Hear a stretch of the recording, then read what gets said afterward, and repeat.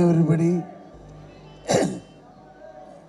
Actually இதுக்கு முன்னாடி எனக்கு முன்னாடி நிறைய பேர் பேசுனாங்க. ரொம்ப சென்சிபிளாக பேசிட்டேன் இந்த பாப்பா. அது பேர் என்ன கூட நடிச்சு. Very thanks. ஏன்னா அழகாக படத்தை பற்றி சரவணன் சாரை பற்றி கூட நடித்தவங்களை பற்றி அழகாக அந்த நடிகை ஒருத்தர் வந்தாங்களே, அவங்க பேர் என்ன? நிஷா. போயிட்டாங்களா? அப்பா போயிட்டா நிம்மதி. வந்துட்டு படத்தை பத்தியே பேசல.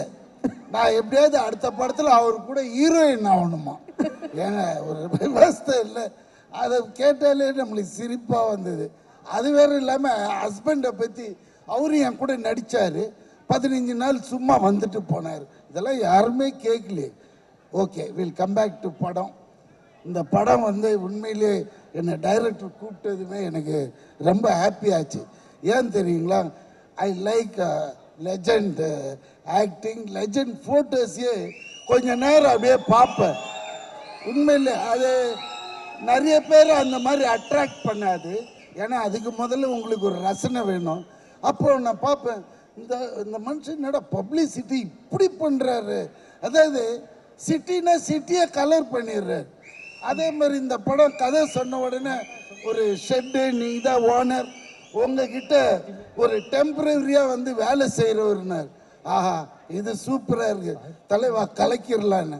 எங்க என்ன செட்டுலாம் கிடையாது, இது லைவா எடுக்கிறோம் தூத்துக்குடியிலன்னு. என்னடா இது தூத்துக்குடி, நம்மளுக்கு தூத்துக்குடி ஏற்கனவே பிடிக்கும். அதனால சரி போயிடலான்னு போய் பார்த்தா அருமையான ஒரு ஃபுல் யார்டு, ஒரு பெரிய இடமே எடுத்துட்டு இருக்கிறாங்க. அப்படி பார்த்தா நம்ம தெலுங்கு படத்தில் தான் நிறைய செலவு பண்ணி எடுக்கிறேன். ஏன்னா நான் அந்த டயத்தில் பிரபாஸ் படம் பண்ணிட்டு இருந்தேன். அதுதான் ரொம்ப செலவுன்னு பார்த்தா இங்கே உண்மையிலேயே டைரக்டர் ஏகப்பட்ட ரியாலிட்டிக்காக நிறைய செலவு பண்ணுறாங்க. அப்போ தான் கேட்டேன், சார் இந்த அளவுக்கு இந்த படம் பிஸ்னஸ் இல்லை பிரதர், இது ஒரு வேற லெவலுக்கு கொண்டு போகணுன்றதுக்காக உண்மையிலே hats off to the director. Think பண்ணினே இருக்கிறாரு. செட்டுக்கு வந்தா கூட இன்னும் எப்படி எடுக்கிறது, ஹீரோ வர்றதுக்குள்ள அதை பண்ணு இதை பண்ணு. நம்மளுக்கு அதை பார்த்தது ஒரு பரபரப்பாச்சு. ஸோ நம்மளோட எஃபர்ட்டும் இதில் உண்மையிலே போடணும். அந்த டைரக்டருக்காகவும் நம்ம லெஜண்ட் அவருக்காகவும். முதல் நாள் பார்த்தேன், இவர் என்னடா சரி ஏதோ ஏதோ பண்ணுவாருன்னு பார்த்தா கிடையவே கிடையாது.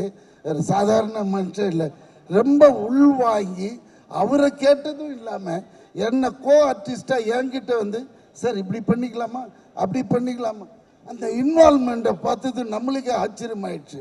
அதனால தான் யார் வேணா பணம் இருக்கலாம், எல்லாம் இருக்கலாம், அந்த ஒரு பேஷன் இருக்கணும், செய்யணுன்ற ஒரு வெறி இருக்கணும். அது எல்லாருக்கும் வராது. சும்மா நான் இங்க என்னை அவர் பேச சொல்லிலாம் பேசல, இது உண்மையா சொல்றேன். அந்த மனுஷங்கிட்ட அந்த வெறி இருக்கு, அப்போ அது ஜெயிக்கும். அதுக்கேற்ற மாதிரி கடவுள் இவர் ஒன்றும் இப்போ ஜவுளி கடை வச்சுலாம் சம்பாதிக்கலைங்க. அந்த ஊருக்கு போனால் தான் தெரியுது இது ஒரு பரம்பரையாக பணக்காரன்ட்டு.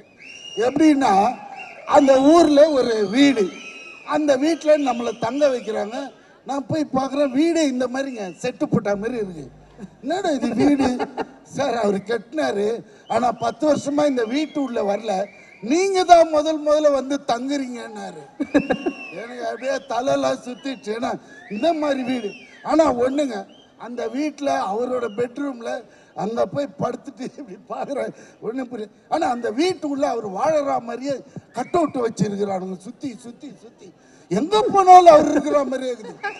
டைனிங் ஹால் போய் பாக்குற, டைனிங் ஹால்ல ஒரு கட் அவுட், பாத்ரூம் அப்புறம் அங்க ஒரு கட் அவுட். பயந்துட்டு என்னடா அவர் இருக்கிற மாதிரியே செட் பண்ணிட்டானுங்க அப்படின்னு.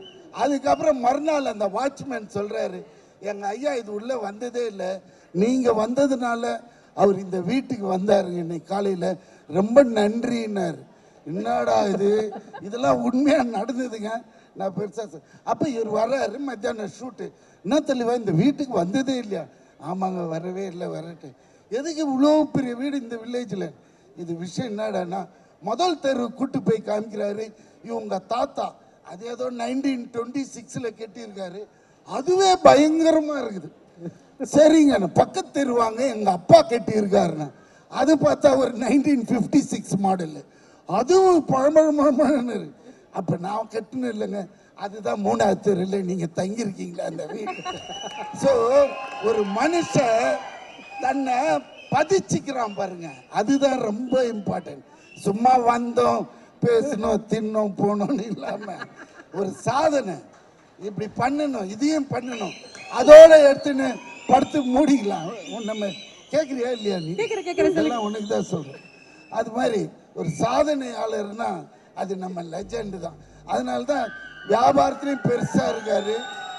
இது அதான் லீடர், வெரி குட், நல்ல டைட்டில். உண்மையிலேயே இந்த படம் பெரிய வெற்றி படமாகவும், அதே மாதிரி ஜிப்ரான் கலக்கிறார் மியூசிக்கில். எப்படி இருந்தாலும் ஒரு படத்தில் ஒரு ஹிட்டு சாங் எப்படியா கொடுத்துடணுன்ட்டு ட்ரை பண்ணுவார். ஆனால் இந்த படத்தில் எனக்கு தெரிஞ்ச 2-3 சாங் நல்லா இருக்கு, நல்லா என்ஜாய் பண்ணுவீங்க. அண்ட் படமும் ரொம்ப டிஃப்ரெண்ட்டாக இருக்கும். நம்ம ஹீரோயின்ஸே கிடையாது இப்போ இருக்கிற நிலைமையில், அதில் இவர் கலக்கிறாரு. இது பெரிய, எனக்கு தெரிஞ்ச ஒரு 500-600 கோடி கலெக்ட் பண்ணணும்னு நினைக்கிறேன்.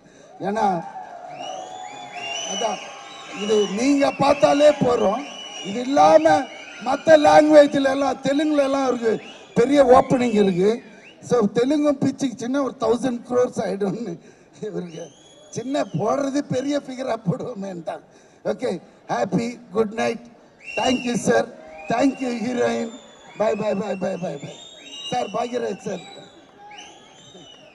ஏய் உன்னை மறந்துட்டேன் சொல்கிறதுக்கு, ரொம்ப நாள் ஆளை காணும். Okay bye Nikhil, bye bye. Dress எங்கம்மா வாங்கினேன்?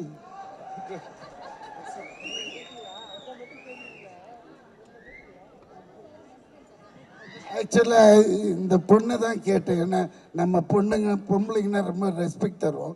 இவன் ஓடி வந்து கேட்குறேன், என்னை பற்றி கேட்டிங்களா, என்னை பற்றி கேட்டிங்களான்னு. அப்படியா கேட்டேன் உங்களை?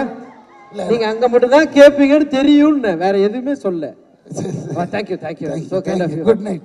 ஒன்று நான் அப்புறம் பார்க்குறேன். பாய்ல, தேங்க்யூ ஸோ மச் சார்.